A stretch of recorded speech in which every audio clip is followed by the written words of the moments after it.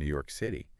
A place many people started to see as getting safer, recently experienced something really jarring. It felt like things were genuinely turning a corner on public safety, but then this series of really disturbing incidents just threw that whole perception into stark relief. Yeah, it really did. I mean, think about it. Within just a few days, end of July 2025, we saw this tragic double fatal shooting up in Throggs Neck in the Bronx. Right.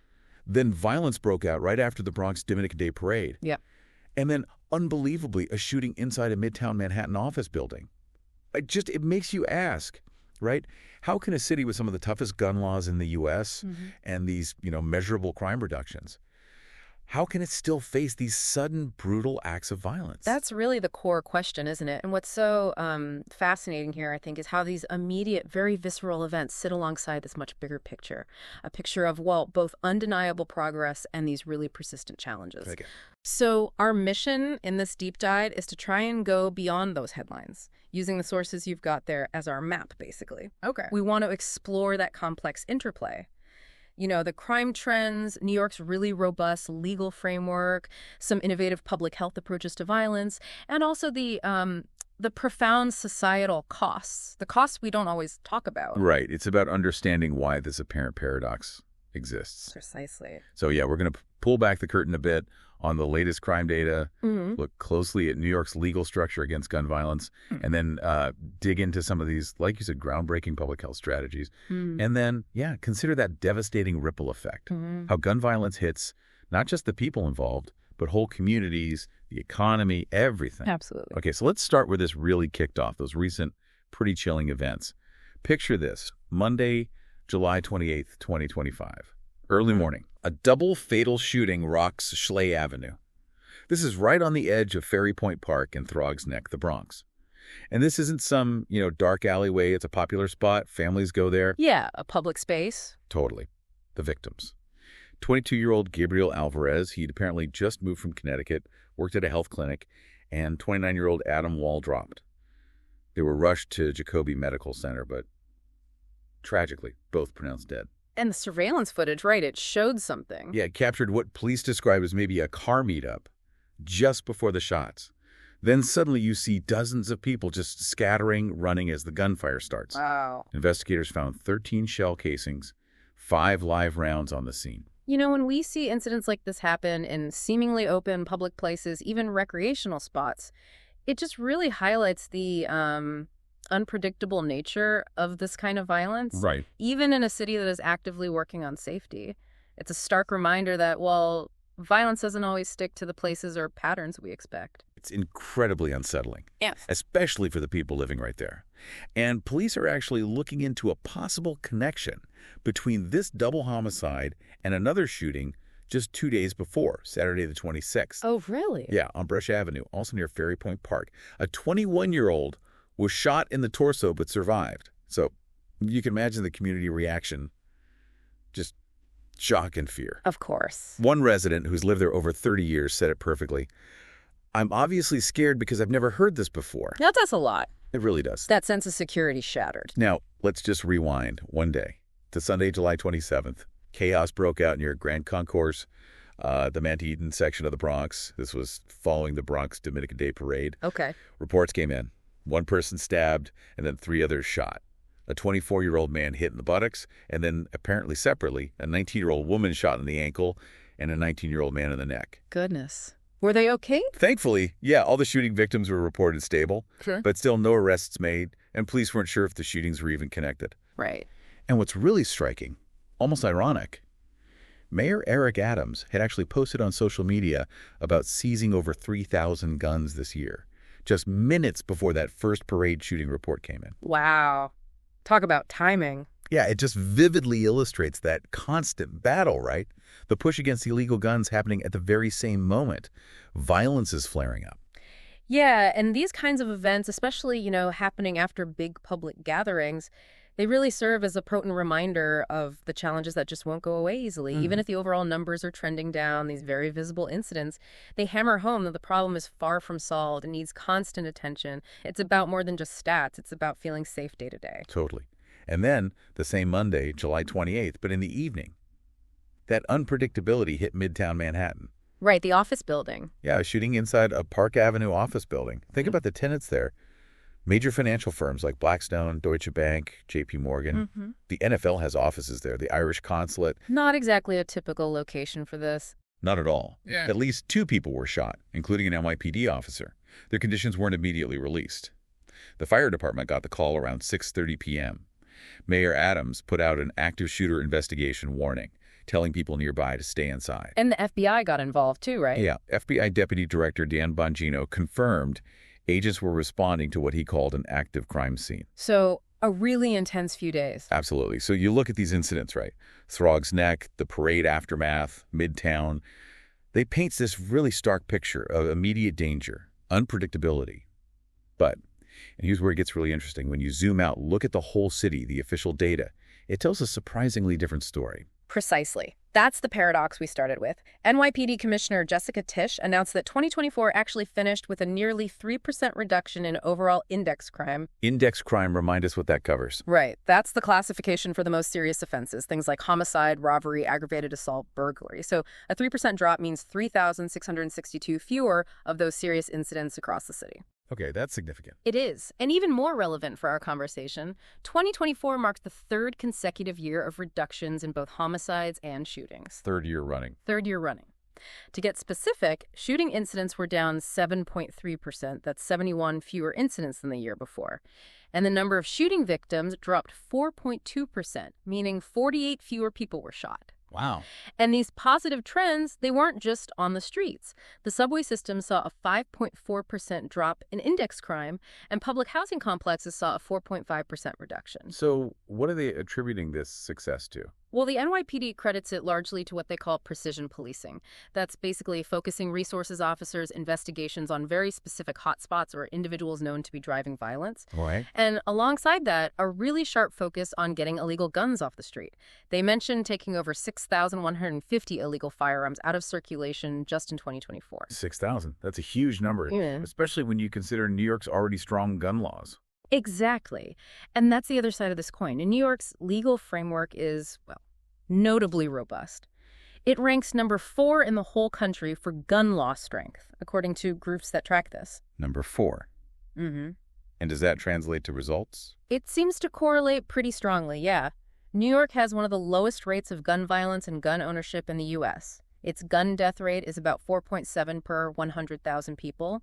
The national average, it's way up at 13.7. Big difference. Huge difference. And the laws themselves are comprehensive. You've got foundational stuff like universal background checks for all firearm sales, not just from licensed dealers. All right. Then there's the strict concealed carry permit process, which requires actual hands-on gun training. That's a key safety piece. Makes sense. The state also has an extreme risk law. You might know it as a red flag law. This lets law enforcement, or even family members, petition a court to temporarily remove guns if someone's clearly in crisis and poses a danger to themselves or others. Right, I've heard about those. Plus secure storage laws, aiming to stop accidental shootings or guns being easily stolen. And then beyond those basics, New York specifically prohibits things like assault weapons, high-capacity magazines, The really dangerous stuff. and devices like auto-sears or Glock switches. Those are parts, often tiny, that can illegally convert a regular semi-automatic pistol into a fully automatic machine gun. Right, and ghost guns. They're tackling those, too. Ghost guns, those untraceable firearms often assembled from kits or 3D printed, are regulated. The component parts need serial numbers, background checks are required, and New York's been innovative here, pushing for microstamping technology on new handguns, first state with a gun industry liability law. So it sounds like the laws are there, but laws are only as good as their enforcement, right? Absolutely. And that's where you see aggressive efforts, particularly from the Manhattan District Attorney's Office under DA Alvin Bragg. They've stated flat out that combating gun violence is their top priority. And how are they doing that? Their strategy focuses on prosecuting who they call the drivers of violence, often a small number of individuals responsible for a lot of the shootings. And they're really targeting gun traffickers. One's bringing guns in. Exactly. They've made a critical point, saying that almost every gun used in violent crime in Manhattan was trafficked here illegally from a state with weak gun laws. That really highlights the interstate nature of the problem. You can have strong laws in New York, but if guns flow easily from elsewhere, It undermines everything. Precisely. And they're also leading the charge against those ghost guns, pushing for new laws like criminalizing 3D printed autosears specifically. And they've even managed to pressure tech companies like YouTube to take down content that shows people how to make these illegal weapons. That's interesting, going after the online angle, too. Yeah, and they're also actively defending New York's existing laws in court, especially after the Supreme Court's Bruin decision changed the landscape for concealed carry laws. They're fighting to uphold things like the Concealed Carry Improvement Act and that red flag law. Okay, so it's clear there's this multi-pronged approach. Yeah. Strong laws, aggressive enforcement, focus on traffickers, ghost guns. But this brings us right back to that paradox we started with, doesn't it? It really does. If New York has these strong laws, and they are seeing these significant overall drops in shootings and homicides, what does that tell us about the kind of gun violence that's still making headlines, like those incidents in the Bronx and Midtown? That's the million-dollar question, isn't it? And it's something officials are grappling with. NYPD Commissioner Tisch herself pointed to recidivism, basically, repeat offenders, as a glaring issue. She said it requires common sense changes, suggesting the current system isn't fully addressing that core group. So the idea is that maybe a small group is responsible for a lot of the remaining violence. You've hit on a really critical point there. While overall crime is down, that persistent pattern of these, highly visible, shocking incidents, it does suggest that maybe a small, somewhat intractable segment of individuals is responsible for a disproportionate amount of the violence that still occurs. It points to a crucial gap, maybe. That for this specific persistent population, the cycle of violence is incredibly hard to break. It suggests that even our best laws and policing might not be enough on their own for these particular offenders or situations. Right, so it becomes less about the overall quantity of crime across the board and more about the deeply rooted, maybe intractable nature of certain offenders or conflicts. Exactly. It's a shift in focus, perhaps. That distinction feels really important. Okay, so if policing and laws aren't the entire answer, especially for that persistent violence, you mentioned public health approaches. How does treating gun violence like a public health issue differ? That's where you get programs like Cure Violence. It's a key part of the City Council's broader crisis management system, or CMS, which they launched way back in 2013. Cure Violence. The methodology is quite different. It draws directly from the public health playbook, treating violence almost like an infectious disease you want to stop from spreading. How does that work in practice? It employs people they call outreach workers and violence interrupters. And crucially, these folks are hired from the local communities they serve. Many have lived experience. Maybe they were formerly incarcerated, maybe involved in gangs in the past. So they have street credibility. Exactly. That trust is key. Their job is to detect conflicts brewing on the street and de-escalate them before they turn violent. They identify people who are at high risk of either committing violence or becoming a victim, and they work to change the social norms in the community that might, tacitly accept or even encourage violence. So they're like frontline public health workers for violence. That's a great way to put it. They're trying to interrupt the transmission of violence, person to person, conflict to conflict. It doesn't work. I mean, preventing something is hard to measure. It is, but the NYC City Council data team did an analysis, and their findings strongly suggest it's effective. They found a 17% reduction in shootings in the first year the program operated in specific police precincts compared to similar areas without it. 17%? That's pretty significant. Yeah, and even more impressively, that reduction seemed to hold up.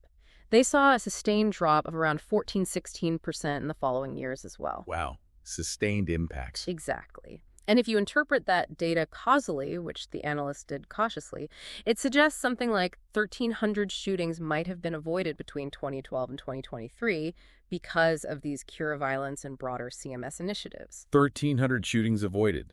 And what about the cost? These programs must cost something. They do, but the analysis found they're highly cost-effective. They estimated a net social surplus, basically, the benefits outweighing the costs of $2.45 billion. That works out to a benefit-cost ratio of about 6.5 to 1. For every dollar spent, society got about $6.50 back in avoided costs related to violence. That's incredible ROI, really. It is. And the CMS isn't just violence interruption. It offers a whole suite of services: legal help, youth employment programs, conflict mediation in schools, mental and physical health support. That's holistic. Very much so. And you see the Manhattan DA's office investing in this prevention side, too, funding community groups doing youth gun violence prevention work, like career readiness or arts programs for self-expression. Okay, that seems like a really comprehensive and, frankly, impactful strategy, Mm-hmm. combining law enforcement with community-based public health work. But, when we talk about the true cost of gun violence, it goes way beyond the crime stats or even the cost-benefit analysis of a program, doesn't it? Absolutely. It's about the ripple effect, the devastation it leaves in communities, on individuals, things that are much harder to quantify. Right. And that's where a national analysis by the United Hospital Fund gives us some really sobering perspective. Just looking at 2021 in the U.S., gun violence cost an estimated $2.2 billion in direct medical costs alone. Just medical bills. Just medical. Add to that $47 billion in lost lifetime income for victims and their families. And then there's this measure called quality-adjusted life years lost, trying to capture the loss of well-being and life itself that came in at a staggering $563 billion. Those numbers are almost too big to grasp. They really are. And the impact on children, it's just devastating. Firearms were the #1 cause of death for American children in 2020. #1 cause of death. #1, ahead of car accidents, ahead of cancer. And the report estimated that around 30,000 children lost a parent to gun violence just in 2021. The estimated lifetime cost just to try and counteract the trauma, the psychological, the social impacts on those kids alone is around $4 billion. Oh, my God. The report ended with this absolutely chilling line. Children are unlikely to reach adulthood without exposure to gun violence. That's heartbreaking. Just thinking about those long-term invisible scars. It's not just the physical injury. Not at all. And this devastating impact, it isn't spread evenly across society either, is it? No, it's not. Yeah. The analysis highlights the disproportionate burden on Black communities, for instance. Nationally, Black individuals make up about 14% of the population, but accounted for 32% of gun violence victims. Twice their population share. More than twice. Gun homicide is the leading cause of death for young Black men, those in their early 20s. Yeah. And Black women are 9 times more likely to be killed by guns than white women. 9 times. It's stark. And another critical piece often gets lost in the focus on homicides. Suicide. More than half of all firearm deaths in the U.S. are suicides. Over half. Yeah. And the fatality rate for suicide attempts involving a gun is incredibly high, about 85%. Compare that to something like drug overdoses, where the immediate fatality rate is less than 3%. Access to a firearm in a moment of crisis is just uniquely lethal. That really underscores how complex this issue is. It's street violence, yes, but it's also deeply tied into mental health, access to care, systemic inequities. Exactly. And one final kind of surprising point from that analysis, the funding for research. Federal spending on gun violence research averages out to only about $63 per life lost. $63? Yeah. Compare that to the median spending for other leading causes of death, which is almost $5,000 per life lost. Wow, that's a massive disparity. It really is. Yeah. And it's why it's so important for us, for you listening, to dig into these details. Yeah. Because the full picture, the nuances, they often get hidden beneath the big headlines and the simple statistics. Absolutely. And when we try to connect all these different threads, like the shocking incidents, the declining stats, the strong laws, the community programs, the devastating costs, New York City really does emerge as this fascinating, maybe deeply instructive case study. Yeah. You've got a city that is achieving significant, measurable progress in reducing crime, using both tough laws and these really innovative public health strategies like cure violence. Right. But at the same time, it's still grappling with these highly visible, tragic outbreaks of violence that shake public confidence. It's a city showing both incredible progress and the enduring, multifaceted nature of the challenge. Yeah, and our deep dive today really shows, I think, just how multi-layered this whole issue is. You've got the flow of illegal guns coming in from other states. You've got underlying social factors. You've got that persistent problem of recidivism we talked about. And then there's that profound, long-lasting human and economic toll that just ripples through society. It really is a testament, I think, to both the dedicated efforts being made by so many people, law enforcement, community groups, policymakers, but also just the sheer persistent complexity of the challenge that still lies ahead. It really makes you wonder, doesn't it? In a city that's trying so many things, implementing these comprehensive data-driven strategies, what specific vulnerabilities do these recent, seemingly isolated events expose? Or maybe What unexpected sources of resilience do they reveal? That's a good question. And what does that imply for the ongoing search, the ever-evolving pursuit of public safety, not just in New York, but in cities everywhere? Yeah. Our deep dive definitely shows that even with real progress, this fight is nowhere near over. So for you, the informed citizen listening, maybe consider this as we wrap up. How do these contrasting stories, the falling crime rates versus these shocking individual incidents, how do they reshape your understanding of safety in a big city? And maybe what parts of this really complicated battle do you think need the most attention, the most innovation as we move forward?